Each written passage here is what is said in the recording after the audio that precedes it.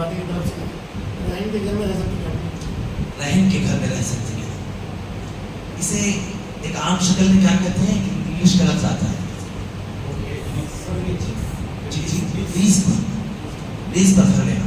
اور ایک اتنی عام وبا ہے اور حقیقت میرے بھائی اللہ تعالیٰ نے اگر ہمیں گھر سے نوازا تو کیا کرتے ہیں بہت سارے لوگ اس گھر کو کسی کو دے دیا, اس پر 4 لاکھ 5 لاکھ 10 لاکھ جو بھی لینا ہے دے دیا, اور اس کے بعد جس نے دیا ہے رقم آرام سے اس میں رہ رہا ہے, آرام سے اس میں رہ رہا ہے, اور وہ اس وقت تک اس گھر میں قبضہ جمائے ہوئے ہیں جب تک کہ گھر والا اس کو اس کی رقم واپس نہیں لوٹا دیتے. اچھا جب گھر والے کے پاس انتظام ہو جائے تو وہ اس کو جتنی رقم اس نے دیا تھا اتنی رقم اس کو پوری لوٹاتا ہے. اچھا تو یہ جتنے سال رہا اس کا کرایہ, اس کا جو فائدہ اس نے اٹھایا وہ کس بیس پر, کس بنیاد پر؟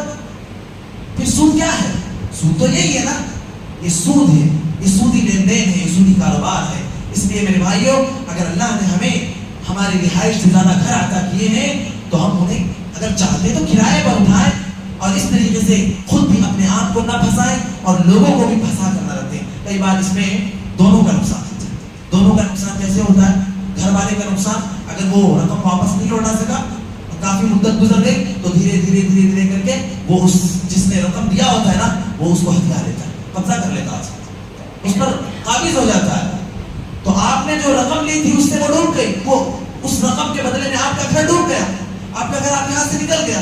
اسی طریقے سے دوسرا کیا ہوتا ہے کہ اچانک سے جس نے گھر لیا ہے, جس نے رقم دیا تھا, اس کے ہاتھ میں نقصان کیا ہوتا ہے؟ اچانک سے اس کو کوئی اور مل جاتا ہے کہ پہلے والے نے اسے 10 لاکھ دیا تھا, اگلا کوئی ملتا ہے اسے 15 لاکھ دینے والا, تو کہتا ہے کہ بھائی ایسا ہے ہم آپ کی رقم واپس لوٹ, اسے لیتا ہے اسے واپس کرتا ہے, کہتا ہے ہم آپ کی رقم واپس لوٹاتے ہیں, اب آپ جاؤ کہیں اور. تو جس وقت اس نے گھر لیا تھا اس سے, تو اس وقت اتنی رقم میں اسے گھر مل گیا تھا, اور اب یہ بے گھر ہو جاتا ہے. اب اس کے پاس رہائش کا اتنا انتظام نہیں ہو پاتا ہے اتنی جلدی, تو دونوں کے حق میں نقصان ہے, اور شریعت اسلامیہ کسی کے حق میں نقصان نہیں چاہتی. اس لیے کتاب اللہ اور سنت رسول کی تعلیمات پر عمل کریں, اور ایسے معاملات میں, ایسے کاروبار میں, ایسے لین دین میں نہ جائیں جو ہمیں ہماری زندگیوں کو ڈبا دینے والی, ہمارے حق میں کسی کے حق میں نقصان والی. امید کے بات واضح ہوگی.